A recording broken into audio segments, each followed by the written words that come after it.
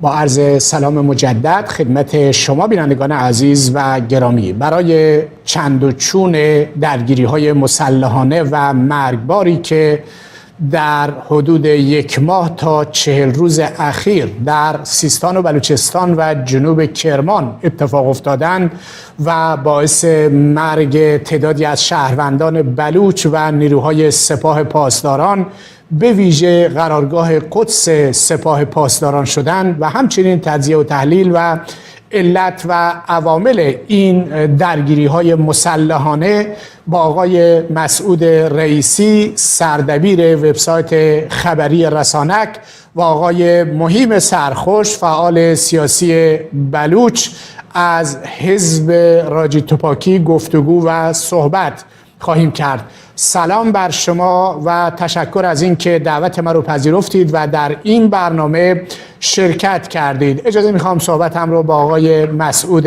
رئیسی آغاز بکنم. آقای رئیسی، اولین درگیری که از این سلسله درگیری های اخیر از حدود بیشتر از 1 ماه پیش اتفاق افتاد و تا حالا به نظر میرسد به صورت زنجیره‌ای حداقل تا چند روز گذشته ادامه داشته. دوست داریم برای ما و بینندگان عزیز این درگیری ها رو و کسانی که در این درگیری ها کشته شدند یا دستگیر شدند رو برای ما و بینندگان عزیز بگید و توضیح بدید. من درود و سلام عرض می‌کنم خدمت همه شما و بینندگان عزیز. من ابتدا یک تصحیح بکنم که اسم خبرگزاری که ما کار میکنیم رسانک هست، به معنی مدیا که زبان بلوچی هست. رسانک. بسیار ممنون، متشکرم. البته رسانک یک مقداری آقای رئیسی، رسانک یک مقداری تلفظش سخت هست برای اینکه التقای ساکنین درش لازم میاد. البته این چیز فنی است ولی به هر حال احتمالاً در زبان بلوچی وجود داره. ممنون، متشکرم. بفرمایید. مرسی.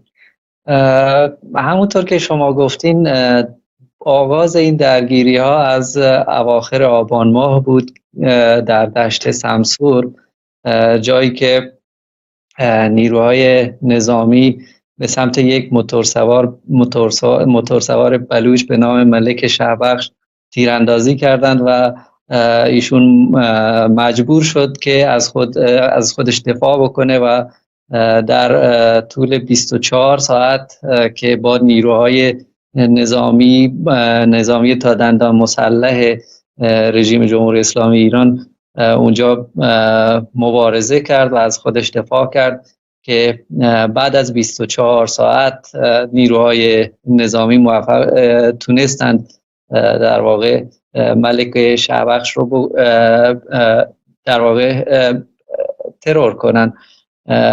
عرضم خدمت شما که در این درگیری که نیروهای نظامی با این شهروند داشتند، دست کم 7 نفر کشته و زخمی شدند، از جمله سرهنگ مهدی توسن که از فرمانده قرارگاه عملیاتی ابوذر استان کرمان بود.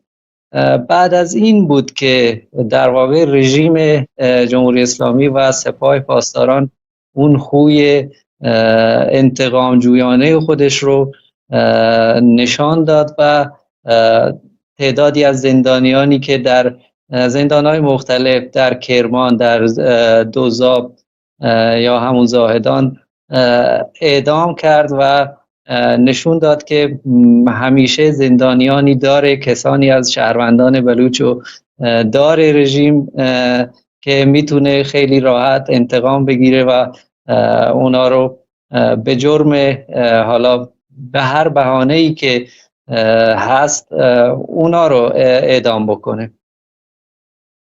بله. بله بفرمایید. عرضم خدمت شما که در رابطه با همون موضوع اول، تشییع پیکر آقای ملک شهبخش بعد از 19 روز تحویل داده شد و علی‌رغم اینکه ماموران امنیتی خیلی تهدید کرده بودند که در مراسم اجازه به مردم اجازه حضور در این مراسم تشییع پیکرش ندن، ولی با وجود این تهدیدها خیلی از مردم، خیلی از شهروندان از نقاط مختلف رفتند و در نماز تشییع اونجا شرکت کردند. بله. خب اینا ظاهراً ادامه داشت و بعد در واقع 2 نفر از سپاه پاسداران کشته شدند و بعد از اون هم نیروهای پهپادی سپاه پاسداران حمله کردند و تعدادی از شهروندان و نیروهای مسلح رو هم کشتند و در نهایت که آقای غلام شهبخش هم در واقع در این جریان در آخرین درگیری کشته شد. خب